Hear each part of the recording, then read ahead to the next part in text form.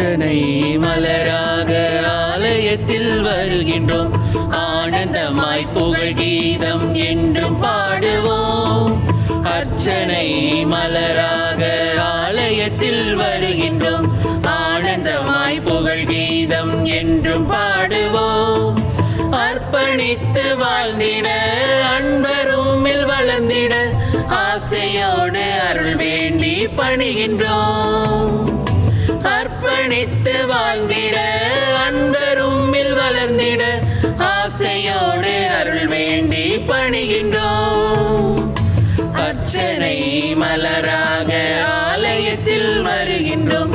ஆனந்தமாய் புகழ் கீதம் என்றும் பாடுவோம்.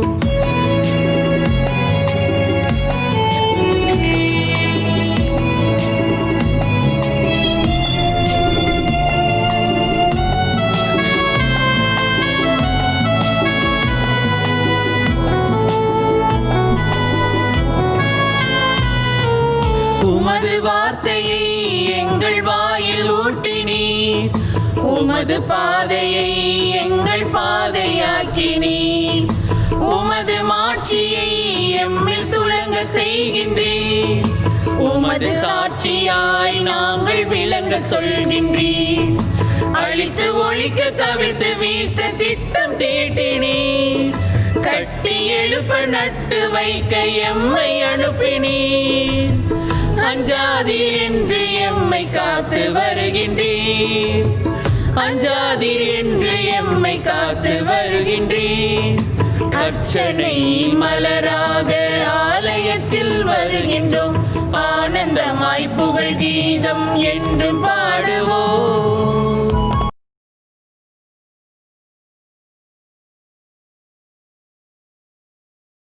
திருப்பலி கருத்துக்கள். இன்றைய திருப்பலியானது திருவாளர் ஹிருதயநாதன் அவருடைய ஆண்மையை பாட்டிக்காக அவருடைய குடும்பத்தார் இந்த திருப்பலியை ஒப்புக் கொடுக்கிறார்கள். அருட்தந்தை BK பிரான்சிஸ் அவருடைய ஆண்மையை பாட்டிக்காக விவியன் குடும்பத்தார் இந்த திருப்பலியை ஒப்புக் கொடுக்கிறார்கள். மேலும் கொரோனாவினால் பாதிக்கப்பட்ட மக்கள் நலம் பெற வேண்டி ஆண்டனி பவுலின் குடும்பத்தார் இந்த திருப்பலியை ஒப்புக் கொடுக்கிறார்கள். இந்த கருத்துக்களோடு அகில உலகமெங்கும் இந்த நாளில் என்னோடு இணைந்து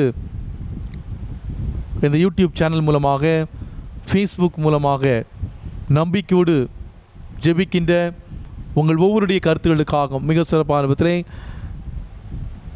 நம்முடைய பங்கு மக்களின் கருத்துக்களுக்காகவும் இந்த திருப்பலியானது ஒப்புக் கொடுக்கப்படுகிறது. தந்தை மகன் தூயாவியாரின் பெயராலே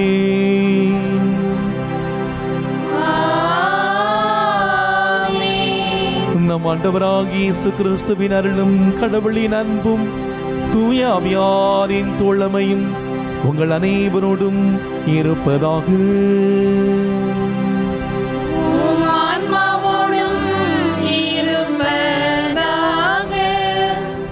இயேசுவில் அன்புக்குரிய சகோதர சகோதரிகளே, இன்று வெள்ளிக்கிழமை இயேசுவின் திரு இதயத்துக்கு ஒப்புக் கொடுக்கக்கூடிய நாள். இந்த நாளில் இயேசுவின் தூய இதயத்திலே நம்மையும் நம்முடைய குடும்பங்களையும் சிறப்பாக ஒப்பு கொடுத்து ஜெபிப்போம். இன்றைய நாளில் இந்த இறை வார்த்தை வழிபாடு நாம் ஒவ்வொருவருமே பலன் தரக்கூடிய ஒரு வாழ்வு வாழ இறைவன் நமக்கு அழைப்பு கொடுக்கிறார். ஆயின் தன் மந்தையை காப்பது போல நம்மை காத்திடும் ஆண்டவரின் இரக்கத்தை உணர்ந்து அவர் மீது நம்பிக்கை கொண்டு 100 மடங்கு நிறை பலன் தர இன்றைய வழிபாடு நமக்கு அழைப்பு விடுகிறது.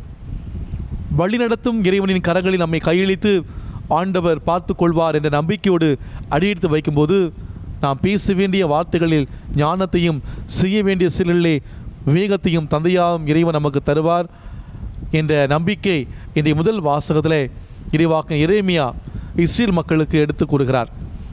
கிமு 7ஆம் நூற்றாண்டின் பிற்பகுதியிலும் 6ஆம் நூற்றாண்டிலும் அந்த 6ஆம் நூற்றாண்டின் முற்பகுதியிலும் யூதேயாவில் வாழ்ந்த இறைவாக்கன் எரேமியா மென்மையான அன்புள்ளம் படைத்தவர். இறைவனால் மக்களுக்கு தண்டனை தீர்ப்பு உண்டு என எச்சரிக்கை அனுப்பப்பட்ட போதிலும் இறைவனிடம் திரும்பி வந்தால் மன்னிப்பும் இரக்கமும் கிடைக்கும், நிச்சயமாக இறைவன் தருவார் என்பதை அவர்களுக்கு எடுத்து சொல்கிறார். நம்முடைய தீய பிடிவாத இதயத்தின்படி நடக்க மாட்டோம் என்ற நம்பிக்கையை தருகிறார். அதே போல் இயேசு ஆண்டவர் ஊமைகள் வாயிலாக இறை ஆட்சியை வாழ வேண்டிய அந்த நெறியை போதித்து வந்தவர் இனி நாளிலே ஊமைகள் கூறக்கூடிய உண்மையான பொருளை எடுத்து சொல்கிறார். மண்ணில் விழுந்து மரமாய் முளைத்து 100 மடங்கு பலன் தரும் மரம் செடி கொடிகளே படைத்தவருக்கு நன்றியோடு இருக்கும் பொழுது, மனிதா உன்னை படைத்து படைப்பின் சிகரமாக உயர்த்தி இயற்கையை ஆண்டு நடத்திய அதிகாரம் செலுத்திய படைத்தவனுக்கு பணிந்து பல 100 மடங்கு பலன் தர மாட்டாயா என்ற சிந்தனையை இன்றைய தேடலாக நமக்குள் விதைக்கிறார் நம் ஆண்டவர் இயேசு. இறைவார்த்தை விதைப்பது இயேசுவாக இருப்பதால் 30 மடங்கு 60 மடங்கு 100 மடங்கு என நிறைபலன் தர வேண்டுவது நம்முடைய கடமை. எனவே பகைவனையும் அன்பு செய்கின்ற இயேசு நெறியை பின்பற்றி எண்ணங்கள் நல்லவையாக, சிந்தனைகள் சிறந்தவையாக, நல்ல நிலத்தில் விழுந்த விதையாக, நற்செயல் புரியக்கூடிய நல்லவர்களாக நாம் வாழ முயற்சிப்போம். படைத்து இரண்டி பராமரிப்பிலே நம்மை கையளித்து சிறிய நல் உள்ளத்தோடு வார்த்தையை கேட்டு அதை காத்து மன உறுதியுடன் பலன் தரும் இறையாட்சியின் மைந்தர்களாகவும் ஆயின் தன் மந்தையை காப்பது போல எம்மை காக்கும் இறைவா, நற்கனி தரும் மாமனிதர்களாக எம்மை வாழ படைத்தவரே, எங்கள் சிந்தனை சொல் செயல் இவன் வழியாக எங்களுடைய வாழ்வு 100 மடங்கு பலன் தர ஒரு சாட்சிய வாழ்வு வாழ வரம் தருவா என்று இந்த நாளிலே இந்த திருப்பல் நாம் பக்தியோடு ஜெபிப்போம். இந்த திருப்பலிலே நாம் தகுதியான முறையில் பங்கேற்க தடையாக இருக்கக்கூடிய நம்முடைய பாவங்கள், குறிப்பாக நம்முடைய வாழ்விலே 100 மடங்கு பலன் தரக்கூடிய ஒரு அர்த்தமுள்ள ஒரு வாழ்வு வாழ்ந்த அந்த தருணங்கள், கிறிஸ்துவ வாழ்வை நாம் செய்கிற நம்முடைய பக்தி முயற்சிகள் ஏதோ ஒரு கடமைக்காக செய்து ஆண்டவருடைய அன்பிலிருந்து நாம் விலகி சென்ற அந்த தருணங்களை நாம் நினைத்து பார்த்து ஆண்டவருடைய மன்னிப்பை நாம் பெற்றுக்கொள்வோம். இயேசுவின் இது அன்பில் நம்மையும் நம்முடைய குடும்பங்களையும் ஒப்பு கொடுத்து பக்தியோடு இந்த திருப்பலிலே நாம் வேண்டுவோம்.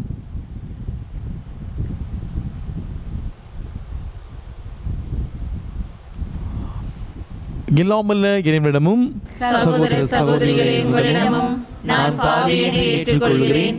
ஏனெனில் என் சிந்தனையாலும் சொல்லாலும் செயலாலும் கடமையில் தவறியதாலும் பாவங்கள் பல செய்தேன். என் பாவமே என் பாவமே என் பெரும் பாவமே. ஆகையால் எப்பொழுதும் கன்னியான புனித மரியாவையும் வானதூதர் புனிதர் அனைவரையும் சகோதர சகோதரிகளே உங்களையும் நாம் இறைவனாகிய ஆண்டவரிடம் எனக்காக வேண்டிக் கொள்ள மன்றாடுகிறேன். எல்லாமல்ல இறைவன் நம்மீது இரக்கம் வைத்து நம் பாவங்களை மன்னித்து நம்மை முடிவில்லா வாழ்வுக்கு அழைத்து செல்வாராக. ஆமென்.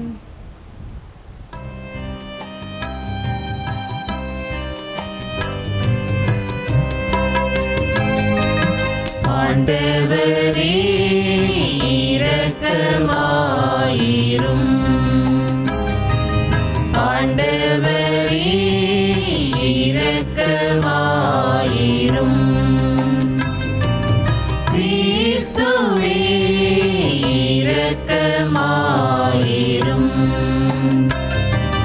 கிறிஸ்துவே இரக்கமாயிரும். ஆண்டவரே இரக்கமாயிரும். ஆண்டவரே இரக்கமாயிரும்.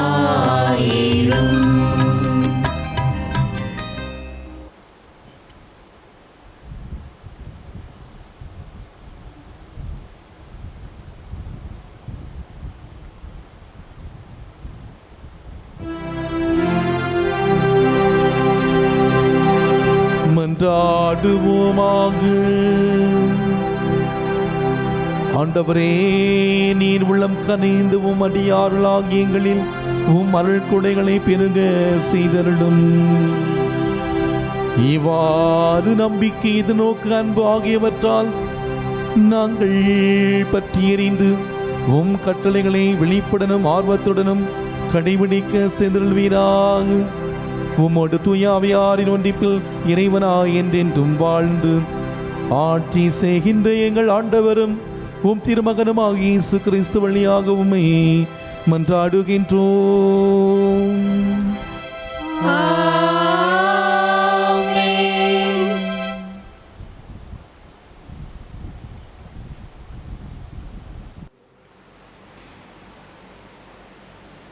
முதல் வாசகம்.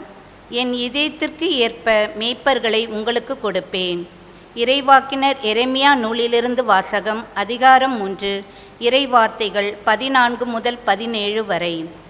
மக்களே, என்னிடம் திரும்பி வாருங்கள், ஏனெனில் நானே உங்கள் தலைவன்.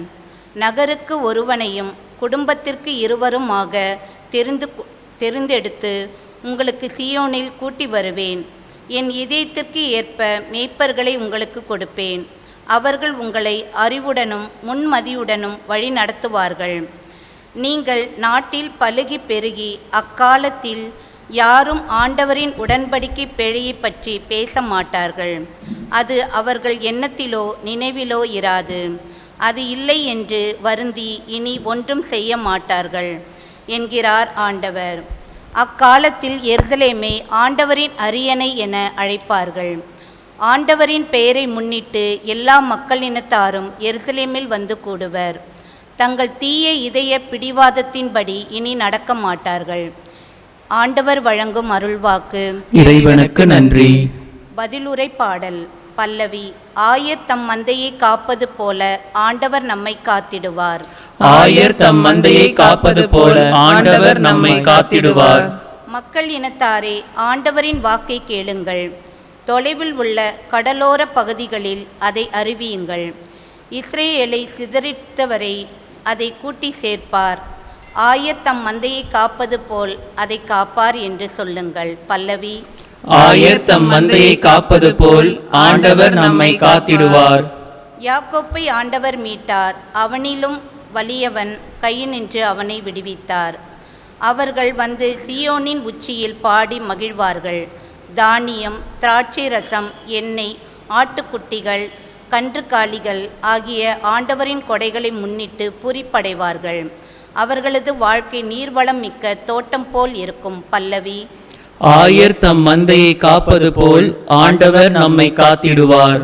அப்பொழுது கன்னி பெண்கள் நடனம் ஆடி களித்திருப்பர். அவ்வாறே இளைஞரும் முதியவரும் மகிழ்ந்திருப்பர். அவருடைய அழுகையை நான் மகிழ்ச்சியாக மாற்றுவேன். அவர்களுக்கு ஆறுதல் அளிப்பேன். துன்பத்திற்கு பதிலாக இன்பத்தை அருள்வேன். பல்லவி. ஆயர் தம் மந்தையை காப்பது போல் ஆண்டவர் நம்மை காத்திடுவார்.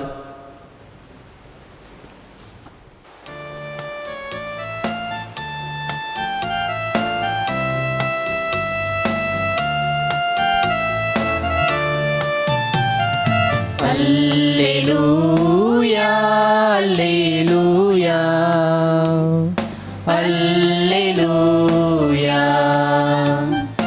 அல்லேலூயா, அல்லேலூயா, அல்லேலூயா. மெல்லிசை கருவிகள் மீட்டிடுவோம், மேளமும் தாளமும் முழங்கிடுவோம். மெல்லிசை கருவிகள் மீட்டிடுவோம், மேளமும் தாளமும் முழங்கிடுவோம். நல்லவர் ஆண்டவர் என்றுரைப்போம், நாளுமே அவரை போற்றிடுவோம். நல்லவர் ஆண்டவர் என்றுரைப்போம், நாளுமே அவரை போற்றிடுவோம். அல்லேலூயா, அல்லேலூயா, அல்லேலூயா.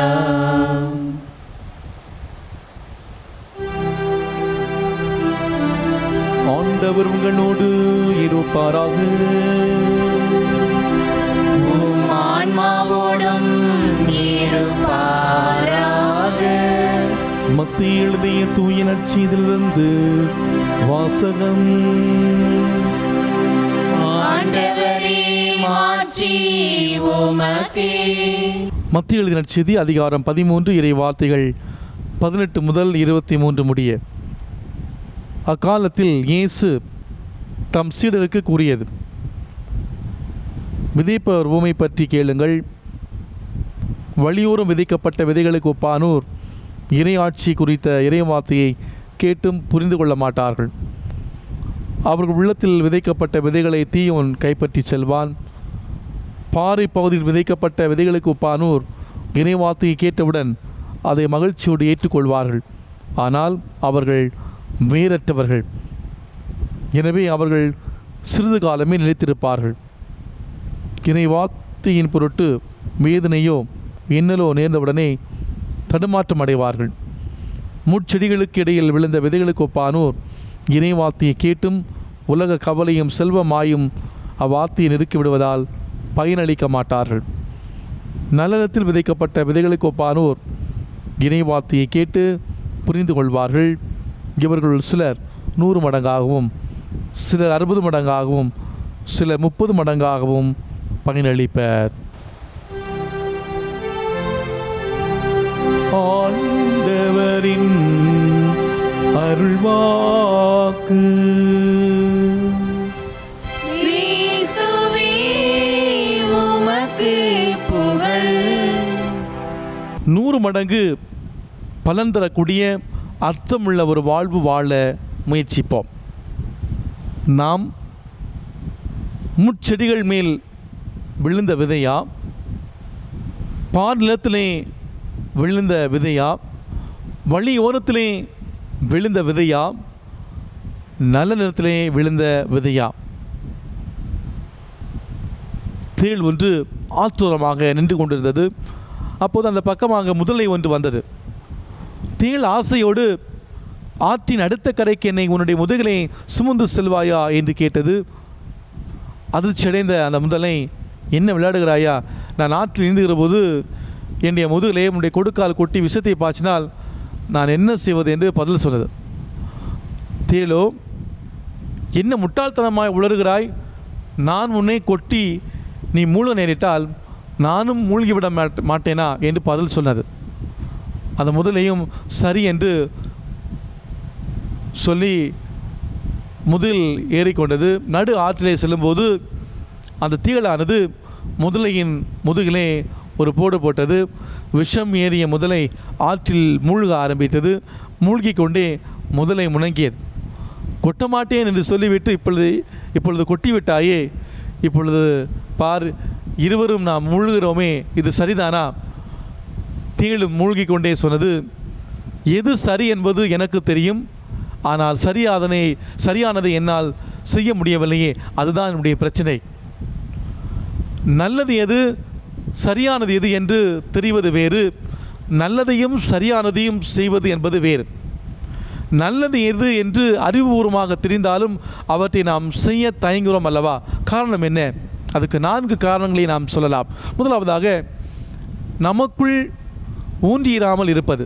மற்றவர்கள் நம்மை பற்றி என்ன பேசுவார்களோ என்று எண்ணி நாம் செய்ய விரும்பும் நல்ல காரியங்களை முடக்கி போடுவது. இரண்டாவதாக, நம்முடைய ஆற்றலை குறைத்து மதிப்பிடுவது.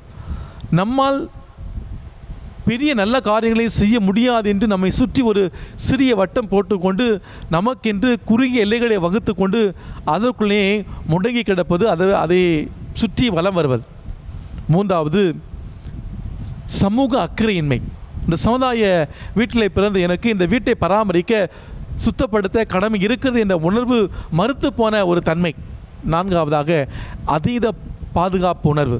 நமக்கேன் ஊர் வம்பு என்று சுயநலத்தால் நாம் எதையும் பொருட்படுத்தாமல் பாதுகாப்பு கோட்டைக்குள் நமக்கு நாமே அடைக்கலம் தேடுவது.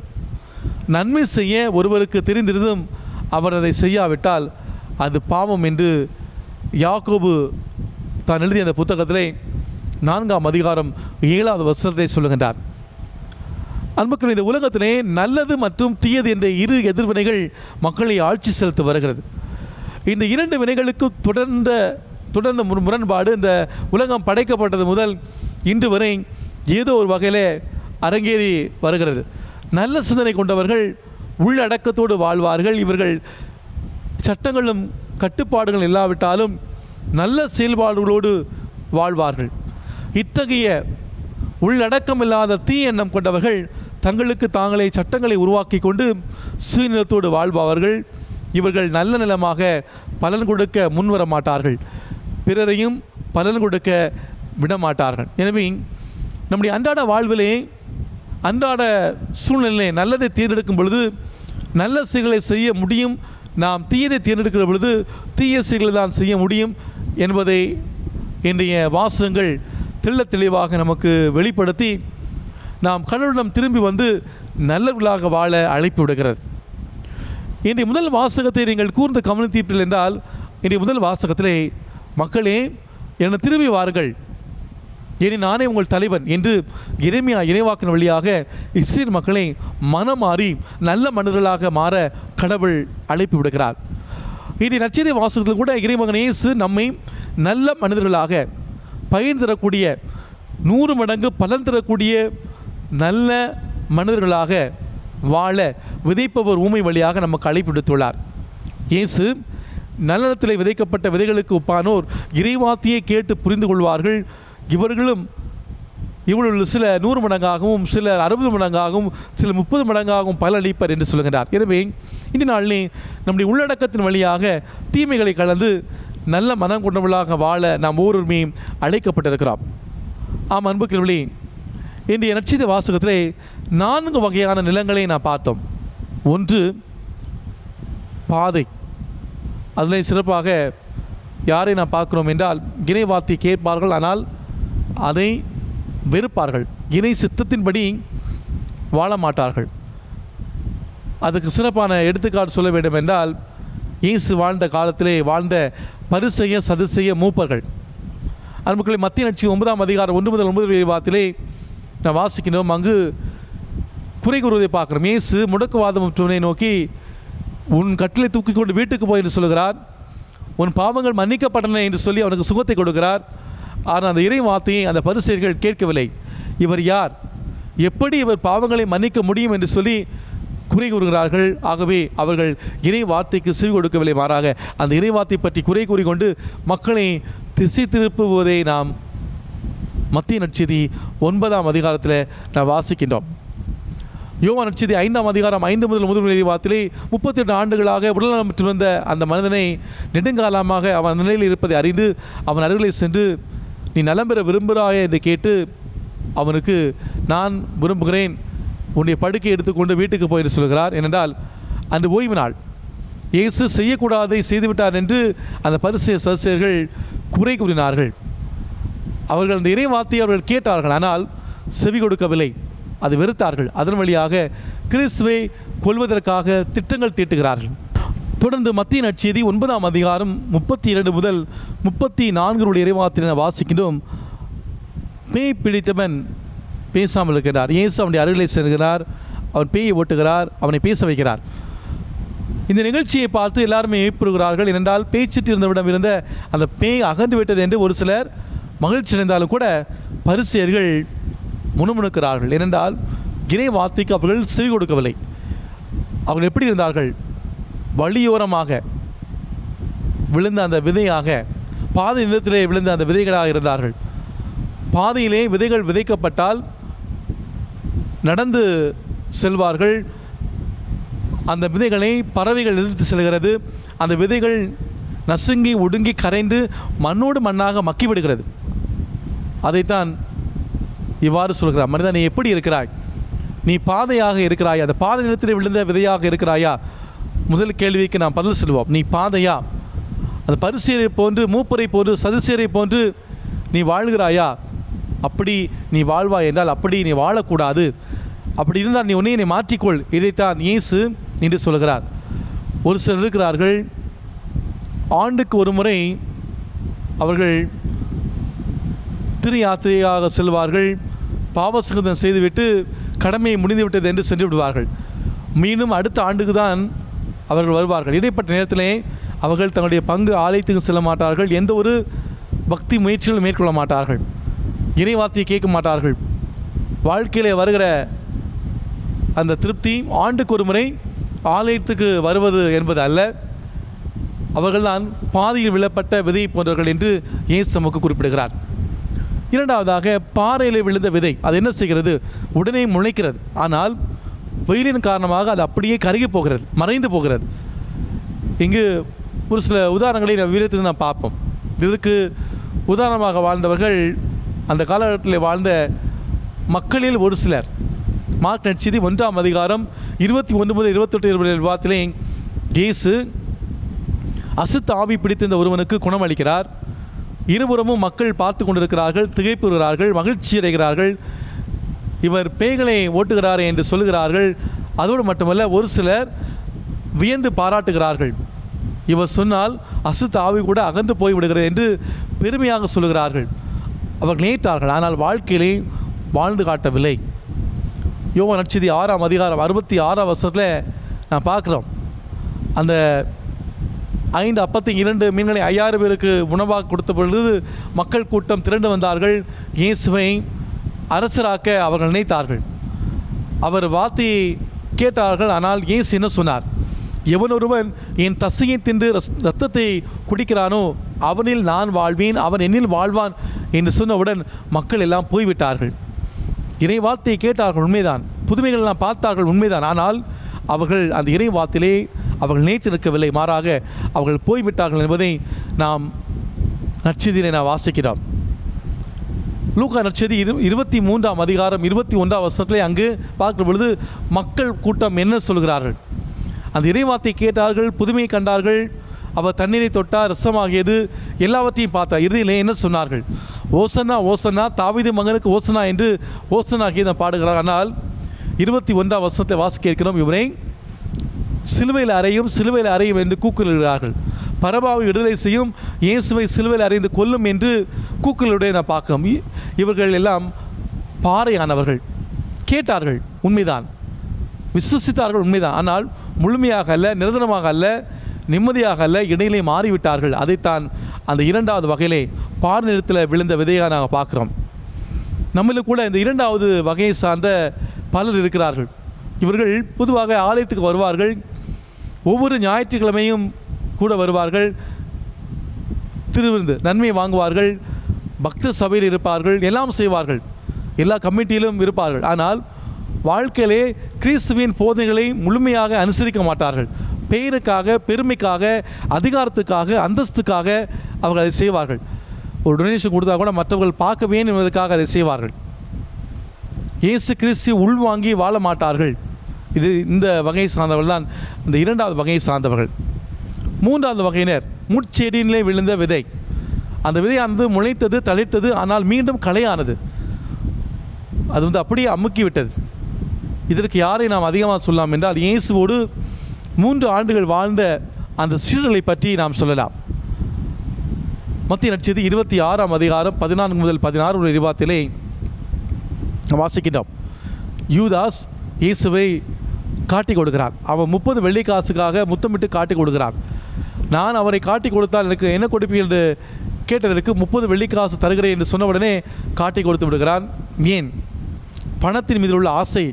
அந்த பணத்தின் உள்ள ஆசையின் காரணமாக அவன் காட்டி கொடுக்கிறான்.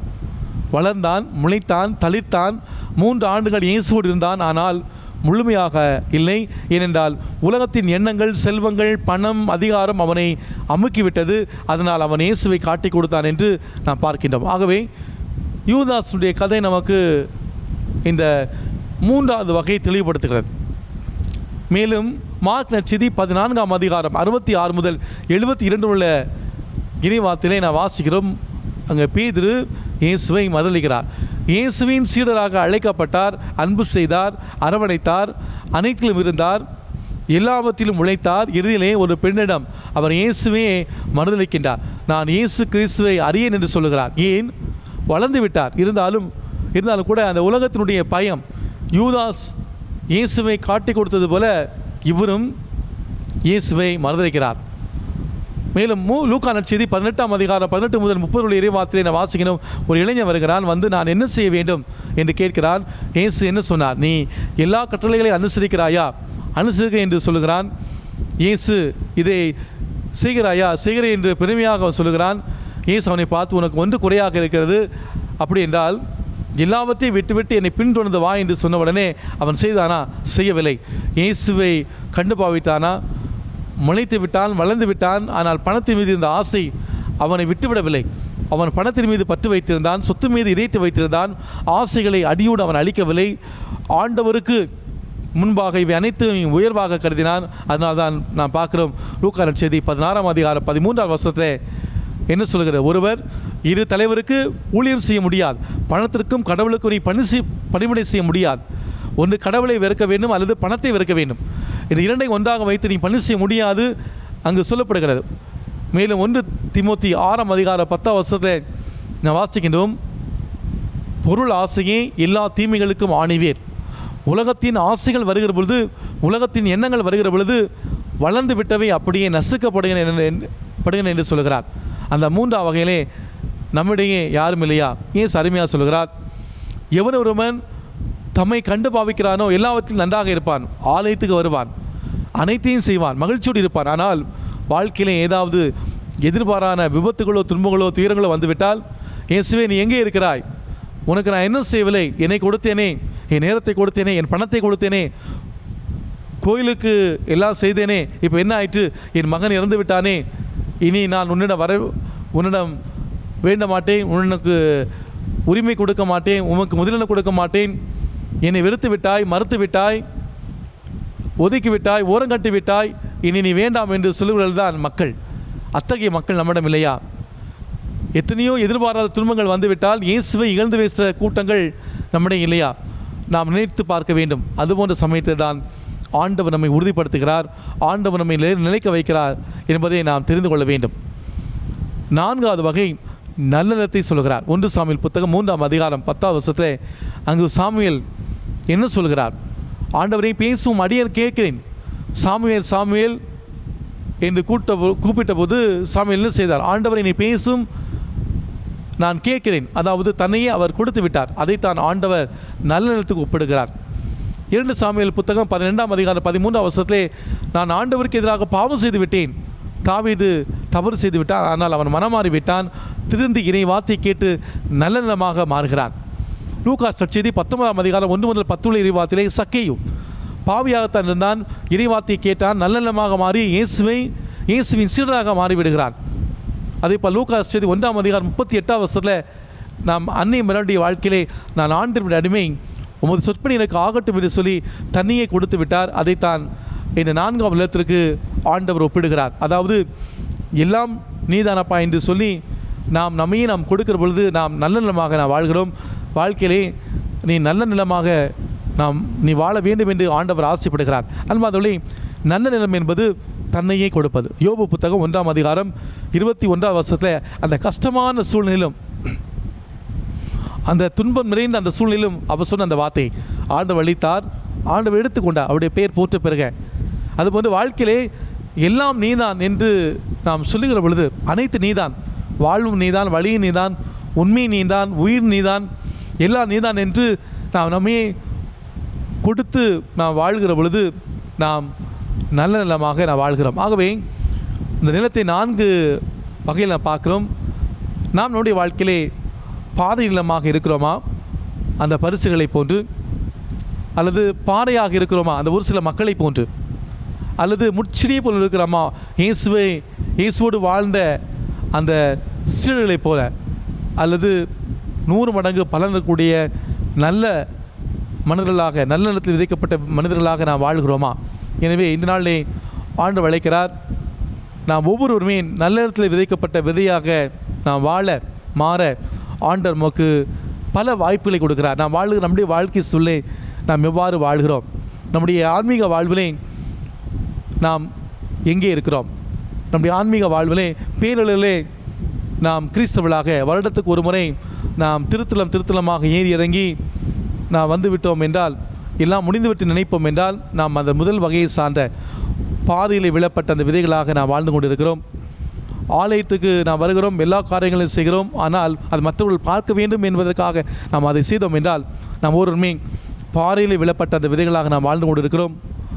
ஆலயத்துக்கு வருகிறோம், எல்லா காரியங்களையும் செய்கிறோம், ஆனால் நம்முடைய வாழ்க்கையில் ஏதாவது துன்பம் கஷ்டம் வருகிற பொழுது நாம் ஆண்டவர் விட்டு நாம் விலகி சென்றோம் என்றால், நாம் ஒவ்வொருவருமே அந்த முட்செடிகளிலே விதைக்கப்பட்ட அந்த விதைகளாக நாம் வாழ்ந்து கொண்டிருக்கிறோம். என்ன நடந்தாலும் ஆண்டவர் இருக்கிறார், ஆண்டவர் பார்த்துக்கொள்வார், ஆண்டவர் நிச்சயமாக என்னை கைவிட மாட்டார் என்று ஆண்டவரை இறுக்கமாக பற்றி கொண்டு நான் வாழ்கிற வாழ்க்கை சொல்லே நல்லதொரு வாழ்க்கையை நான் வாழ்ந்தோம் என்றால், நல்ல நிலத்தில் விதைக்கப்பட்ட விதையாக நான் வாழ்ந்து கொண்டிருக்கிறோம். எனவே இந்த நாளிலே 100 மடங்கு பலன் தரக்கூடிய நல்ல நிலத்தில் விதைக்கப்பட்ட விதைகளாக நாம் வாழ மாற தொடர்ந்து இந்த திருப்பலியில் பக்தியோடு ஜெபிப்போம். ஆமீன்.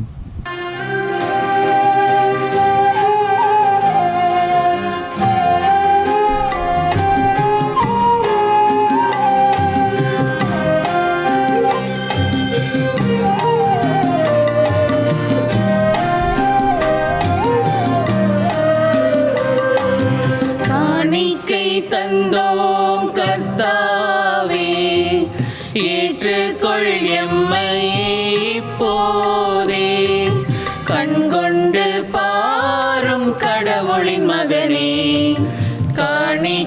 யார் தந்தார் நீதானே. காணிக்கை தந்தோம் கர்த்தாவே, ஏற்றுக்கொள் எம்மை இப்போதே. கண் கொண்டு பாரும் கடவுளின் மகனே, காணிக்கை யார் தந்தார் நீதானே.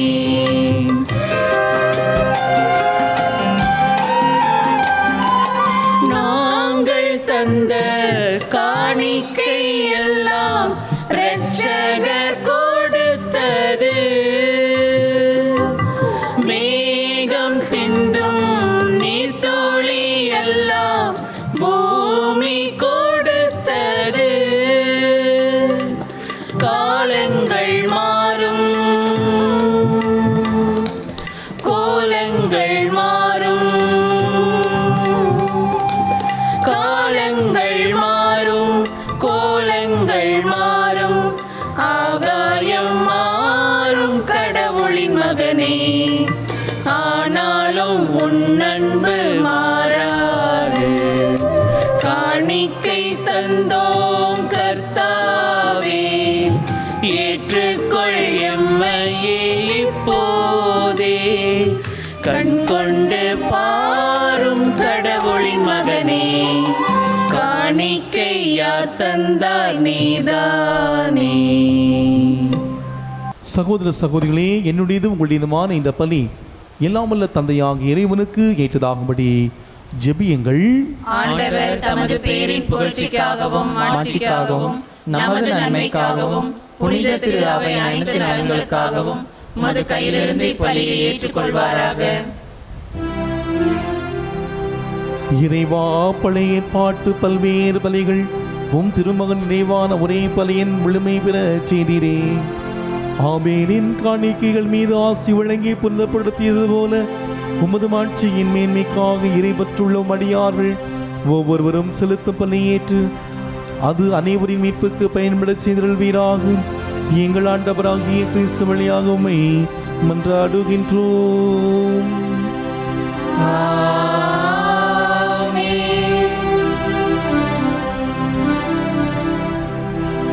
ஆண்டவர் உங்களோடு இருப்பாராக.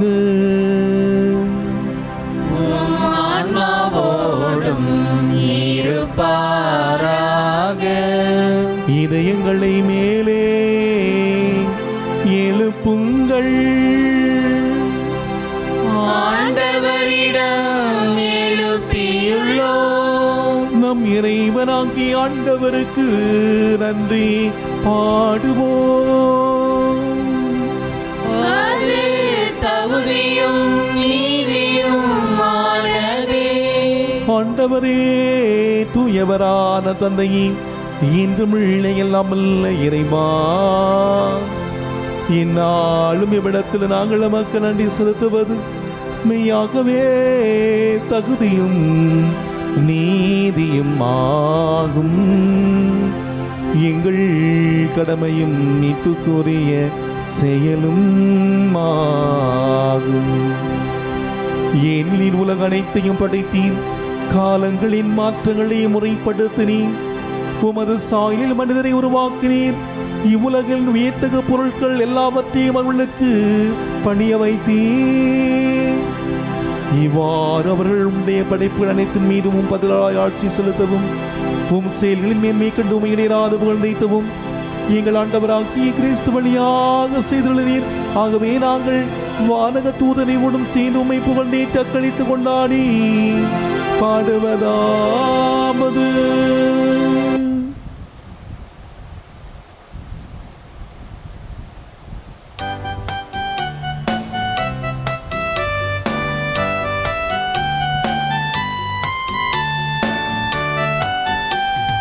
தூயவர் தூயவர் தூயவரே, வான்படைகளின் கடவுளாம் ஆண்டவரே. ஆண்டவர் விண்ணும் மண்ணும் உமது மாட்சியால் நிறைந்துள்ளன. உன்னதங்களிலே ஓசானா, ஆண்டவர் பெயரால் வருகிறவர் ஆசி பெற்றவர். உன்னதங்களிலே ஓசானா, உன்னதங்களிலே ஓசானா. ஆண்டவரே, நீர் மெய்யாகவே தூயவர், தூய்மை அனைத்திற்கும் ஊற்று ஆகவே உம்முடைய ஆவியை பொழிந்து இக்காணிக்கைகளை தூய்மைப்படுத்த உம்மை வேண்டுகின்றோம். இவ்வாறு எங்கள் ஆண்டவர் இயேசு கிறிஸ்துவின் உடலும் இரத்தமுமாக எங்களுக்கு இவை மாறுவனவாக. அவர் பாடுபட உளம் கனிந்து தம்மை கையளித்த போது அப்பத்தை எடுத்து நன்றி செலுத்தி அதை பிட்டு தம் சீடர்களுக்கு அளித்து அவர் கூறியதாவது: அனைவரும் இதிலிருந்து பெற்று உண்ணுங்கள், ஏனெனில் இது உங்களுக்காக கையளிக்கப்படும் என் உடல்.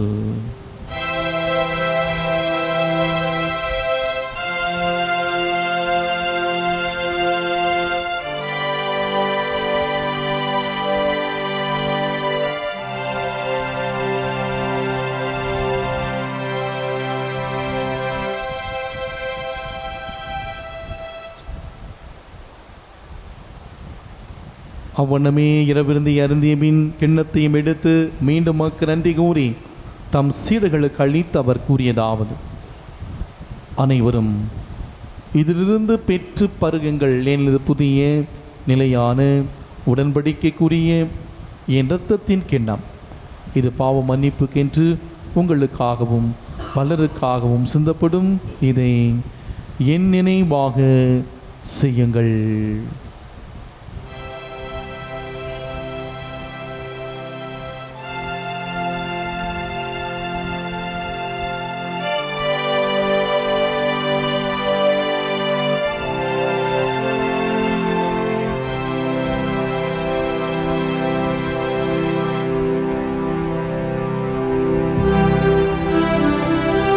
நம்பிக்கையின் மறை பொருள்.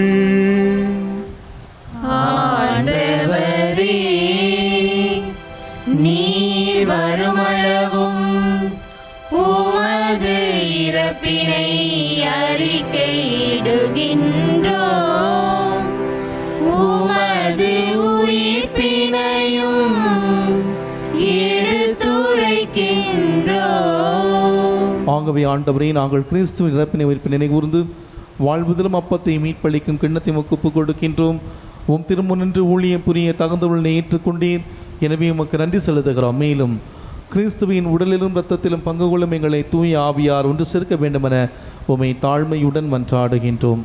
ஆண்டவரே, உலகமெங்கும் பரவியிருக்கும் ஒரு திரு அவையின் நினைகூர்ந்துள்ளும் எங்கள் திருத்தந்தை பிரான்சிஸ், எங்கள் ஆய நீதிநாதன், எல்லா திருளையினர் ஆகிய அனைவரோடும் உமது திரு அவை அன்பில் நிறைவு பெறச் செய்திருளும். மேலும் உயிர்த்தெழும் நம்பிக்கை எதிர்நோக்குடன் துயில் கொள்ளும் எங்கள் சகோதர சகோதரிகளையும் இறந்தோர் அனைவரையும் இரக்கத்துடன் நினைகூர்ந்து உமது திருமுக ஒளியினுள் ஏற்றள்ளும். எங்கள் அனைவர் மீதும் இரக்கமாயிரும். கடவுளின் கன்னித்தாயான தூய மரியா, அவருடைய கணவரான புனித யோசேப்பு, புனித திருத்தூதர்கள், இவ்வுலகில் முக்க ஊந்தவராக இருந்த ஆகிய புனிதர்கள் அனைவருடனும் நாங்கள் நிலை வாழ்வில் பங்கு கொள்ளும் தகுதி பெற்று உம் திருமகன் இயேசு கிறிஸ்து வழியாக உம்மை புகழ்ந்தீட்டும் வரமருள உம்மை மன்றாடுகின்றோம்.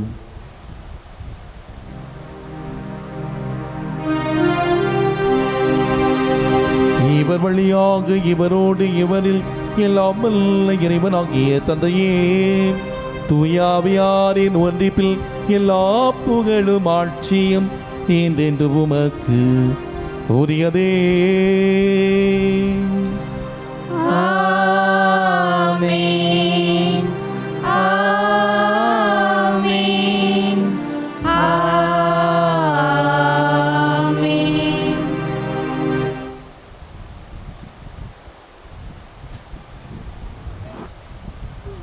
மீட்பரின் கட்டளையால் கற்பிக்கப்பட்டு இறை படிப்பினையால் பயிற்சி பெற்ற நாம் துணிந்து சொல்வோம்: விண்ணுலகில் இருக்கிற எங்கள் தந்தையே, உமது பெயர் தூயது என போற்றப் பெறுக. உமது ஆட்சி வருக. உமது திருவுளம் விண்ணுலகில் நிறைவேறுவது போல மண்ணுலகிலும் நிறைவேறுக. எங்கள் அன்றாட உணவை இன்று எங்களுக்கு தாரும். எங்களுக்கு எதிராக குற்றம் செய்வோரை நாங்கள் மன்னிப்பது போல எங்கள் குற்றங்களை மன்னியும். எங்களை சோதனைக்கு உட்படுத்தாதேயும், தீமையிலிருந்து எங்களை விடுவித்தருளும். ஆண்டவரே, தீமை அனைத்திலிருந்தும் எங்களை விடுவித்து எங்கள் வாழ்நாளில் அமைதியை கனிவுடன் அருள உம்மை மன்றாடுகின்றோம். உமது இரக்கத்தின் உதவியால் நாங்கள் பாவத்திலிருந்து எப்போது விடுதலை பெற்று யாதொரு கலக்கமுமின்றி நலமாக இருப்போமாக. நாங்கள் நம்பியிருக்கும் பேரின்ப வாழ்வையும் மீட்பராம் இயேசு கிறிஸ்துவின் வருகை மகிழ்ச்சியுடன் எதிர்பார்த்திருக்கின்றோம். ஏனெனில் ஆட்சியும் வல்லமையும் மாட்சியும் என்றென்றும் உமதே. ஆண்டவரே இயேசு கிறிஸ்துவே, அமைதியை உங்களுக்கு விட்டு செல்கிறேன், என் அமைதி உங்களுக்கு தருகிறேன் என்று உம் திருத்தூதர்களுக்கு மொழிந்திரே. எங்கள் பாவங்களை பாராமல், நாங்கள் செய்கிற சிறு சிறு தவறுகளை, மனித பலவீனங்களை பாராமல், எங்களுடைய குற்றங்களை பாராமல், உம்முடைய திரு அவையின் நம்பிக்கையை மட்டுமே கண்ணோக்கி இந்த உலகம் எங்களுக்கு தர முடியாத சமாதானத்தையும் சந்தோஷத்தையும் மகிழ்ச்சியும் எங்கள் நாட்டிலும் நாங்கள் பணி செய்யக்கூடிய எங்கள் இடங்களில், குறிப்பாக எங்கள் ஒவ்வொருடைய குடும்பத்திலும் உள்ளத்திலும் இல்லத்திலும் தந்து காத்து அருள்வீராக. என்றென்றும் வாழ்ந்து ஆட்சி செய்கின்றவர் நீரே. ஆண்டவருடைய அமைதி உங்களோடு என்றும் இருப்பதாக. ஆன்மாவோடும் இருப்பதாக. இயேசு ஆண்டவர் தருகிற அமைதியை மகிழ்ச்சியோடு பகிர்ந்து மகிழ்வோம். சமாதானம்.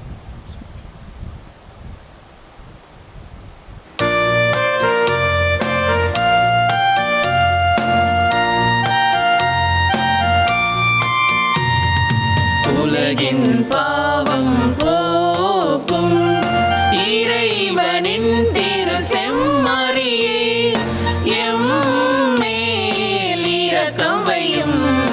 உலகின் பாவம் போக்கும் இறைவனின் திரு செம்மறியே, எம்மேல் இரக்கம் வையும்.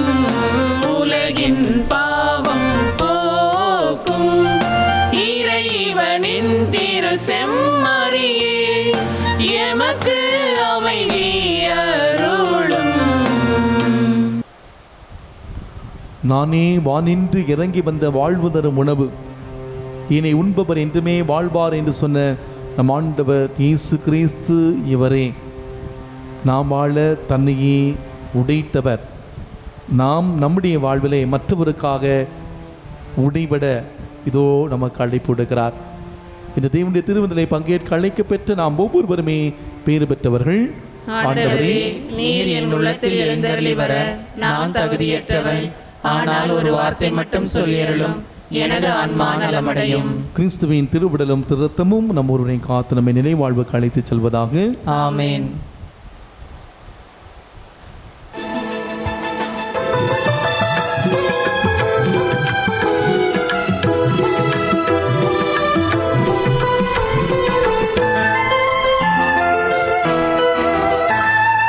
செம்மறியின் விருந்துக்கு அழைக்க பெற்றோர் பேறு பெற்றோர். அவ்விருந்தை உண்டிட சென்றிடுவோம் இன்பம் பொங்க. செம்மறியின் விருந்திற்கு அழைக்க பெற்றோர் பேறு பெற்றோர். அவ்விருந்தை உண்டிட சென்றிடுவோம் இன்பம் பொங்க.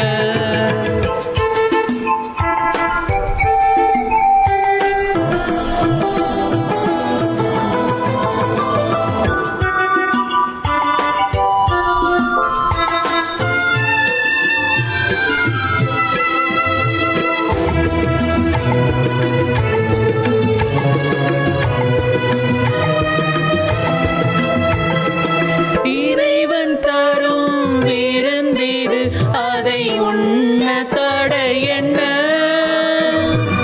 உறையவரும் இறைவனை நாம் ஏற்க தடை என்ன? இறைவன் தரும் விருந்திது, அதை உண்ண தடை என்ன? உறையவரும் இறைவனை நாம் ஏற்க தடை என்ன? உள்ள கதவு திறந்தது, அதன் உள்ளே வாழுவார். உள்ள கதவு திறந்தது, அதன் உள்ளே வாழுவார்.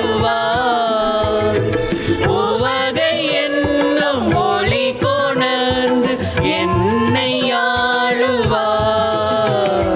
செம்மறியின் விருந்திற்கு அழைக்க பெற்றோர் பேறு பெற்றோர்.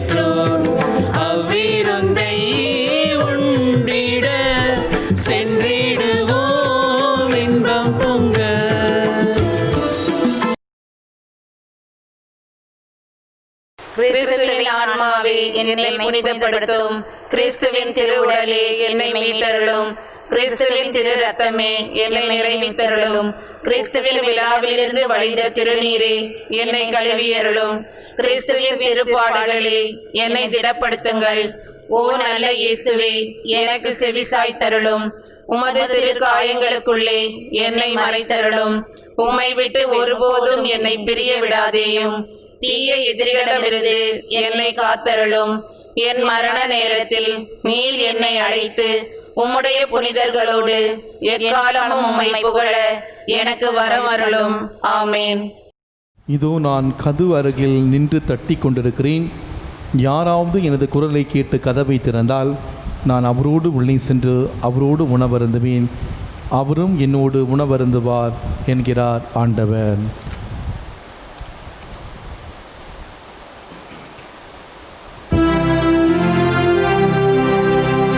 நன்றி கூறி மன்றாடுவோமாக. ஆண்டவரே, விண்ணகமறை நிகழ்வுகளால் நீர் நிறைவு செய்த மக்களுடன் கனிவாய் தங்கியிருக்கவுமே வேண்டுகின்றோம். பழைய நிலையிலிருந்து வாழ்வின் புதிய நிலைக்கு நாங்கள் கடந்து செல்ல செய்வீராக. எங்கள் ஆண்டவராகிய கிறிஸ்து வழியாகவுமே மன்றாடுகின்றோம்.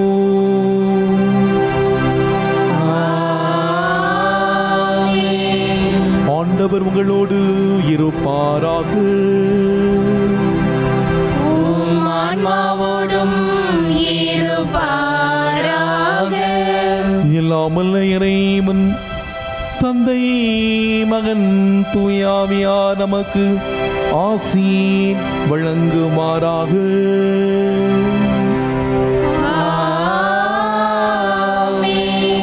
சென்று வாழுங்கள், வாழ்க்கை வழி தொடர்கின்றது. இறைவனுக்கு நன்றி.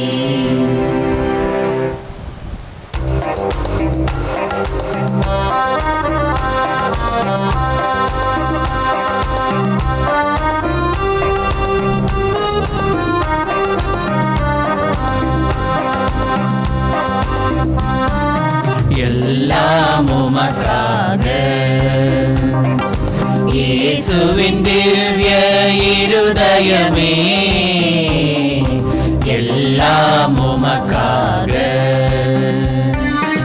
எந்தன் பணியும் வளர்ச்சிகளும், எந்தன் பதவியும் பயிற்சிகளும், எந்தன் பணியும் வளர்ச்சிகளும், எந்தன் பதவியும் பயிற்சிகளும், எந்தன் படைப்பும் ஆய்வுகளும், எந்தன் படைப்பும் ஆய்வுகளும் உன் புகழ் அதிமிக மகிமைக்கே, எல்லாம் உமக்காக. இயேசுவின் திவ்ய இருதயமே, எல்லாம் உமக்காக. நம் திருத்தந்தையின் கருத்துக்களுக்காகவும், நம் பங்கு தந்தையின் உடல் உள்ள ஆன்ம நலன்களுக்காகவும், நம் பங்கின் வளர்ச்சிக்காகவும், கொரோனா நோயால் பாதிக்கப்பட்ட அனைத்து மக்களுக்காகவும் சிறப்பாக ஜெபிப்போம். விண்ணுலகில் இருக்கிற எங்கள் தந்தையே, உமது பெயர் தூயது என போற்றப் பெறுக. உமது ஆட்சி வருக. உமது திருவுளம் விண்ணுலகில் நிறைவேறுவது போல மண்ணுலகிலும் நிறைவேறுக. எங்கள் அன்றாட உணவை இன்று எங்களுக்கு தாரும். எங்களுக்கு எதிராக குற்றம் செய்வோரை நாங்கள் மன்னிப்பது போல எங்கள் குற்றங்களை மன்னியும். எங்களை சோதனைக்கு உட்படுத்தாதேயும், தீமையிலிருந்து எங்களை விடுவித்தருளும். ஆமேன். அருள் நிறைந்த மரியே வாழ்க. ஆண்டவர் உம்முடனே, பெண்களுக்குள் ஆசி பெற்றவர் நீரே. உம்முடைய திருவயிற்றின் கனியாகிய இயேசுவும் ஆசி பெற்றவரே. புனித மரியே, இறைவனின் தாயே, பாவிகளாயிருக்கிற எங்களுக்காக இப்பொழுதும் எங்கள் இறப்பின் வேளையிலும் வேண்டிக் கொள்ளும். ஆமேன். தந்தைக்கும் மகனுக்கும் தூய ஆவிக்கும் மாட்சி உண்டாவதாக. தொடக்கத்தில் இருந்தது போல இப்பொழுதும் எப்பொழுதும் என்றென்றும் இருப்பதாக. ஆமேன்.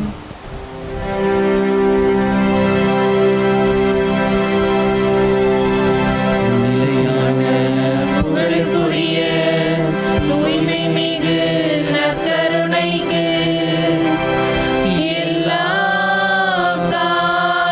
காலமும்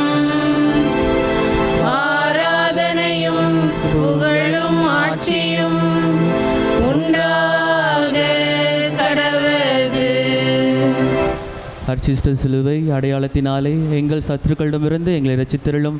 எங்கள் சர்வேஸ்வரா, பிதா, சுதன், பரிசுத்த ஆவியின் பேராலே ஆமென். கிறிஸ்து ராஜா வாழ்க, உம்முடைய ராஜ்யம் வருக, மரியே வாழ்க.